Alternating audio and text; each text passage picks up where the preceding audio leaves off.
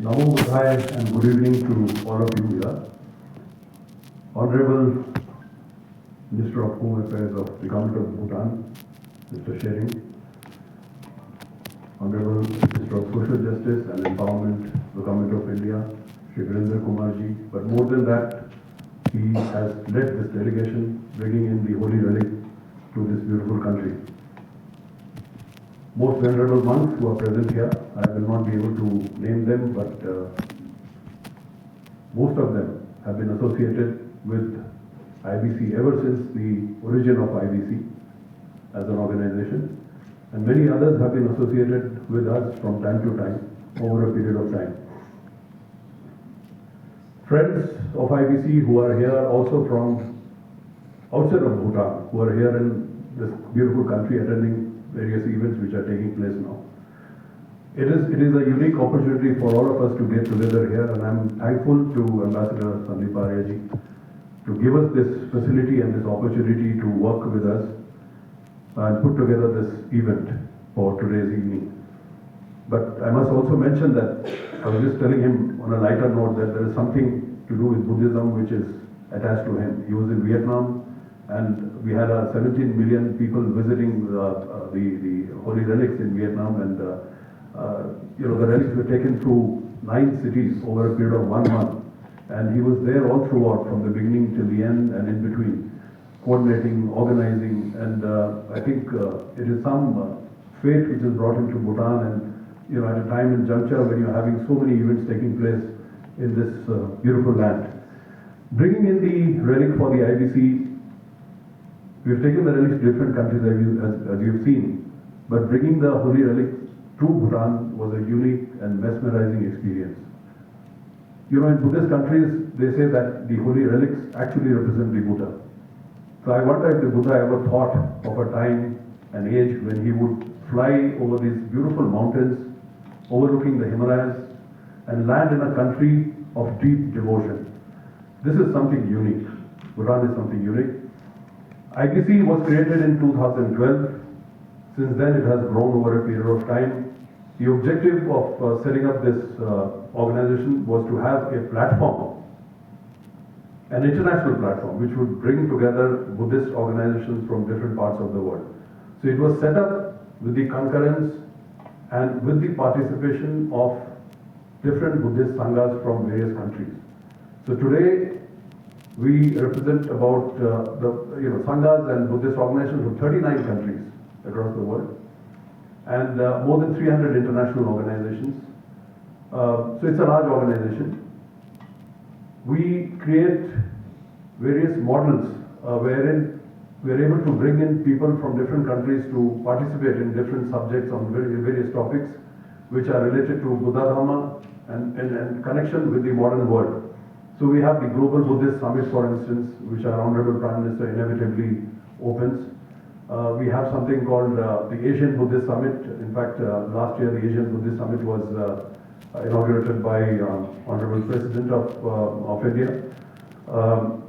We have also participated in the Shanghai Cooperation Organization event, which we did in Delhi. As you know that in India, SCO was being hosted by the Government of India last year. So they decided to try out if Buddhism can have a connect with SCO countries. Now SCO countries are countries in the Central Asian region like Tajikistan, Uzbekistan, Kazakhstan, of course, then we go into Russia, China, even Pakistan, etc. But we did a conference, and it happened in Delhi, and we had participation from different countries, including from all the Central Asian countries, as well as from China and even from Pakistan. So Buddhism doesn't have any barrier. This is what I want to say. And the world is open, the universe is open. We have realized that the teachings of the Buddha, which date back to 2,500 years ago, the relevance of these teachings tend to increase as humanity grows, as we evolve. Stuff like AI, artificial intelligence and Buddha Dhamma, would you have ever believed? Would Buddha have ever thought of a subject like that? But modern scientists, especially in the US, are today undertaking research on AI and Buddha's teachings. They're doing research on Buddha's teachings and neuroscience. We have a project with certain scientists from various countries, including some American scientists, who are working on his teachings and mind, human mind, in order to create a platform which can help in mental well-being.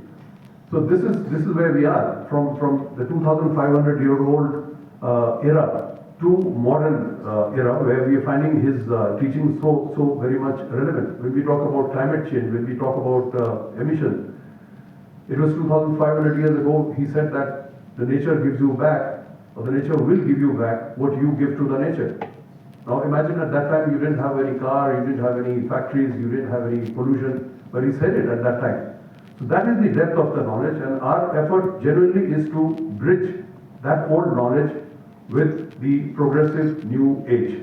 We've had numerous courses or lectures, in universities, which is to do with the soft power, the internet, and Buddha Dhamma, disciplining the kids.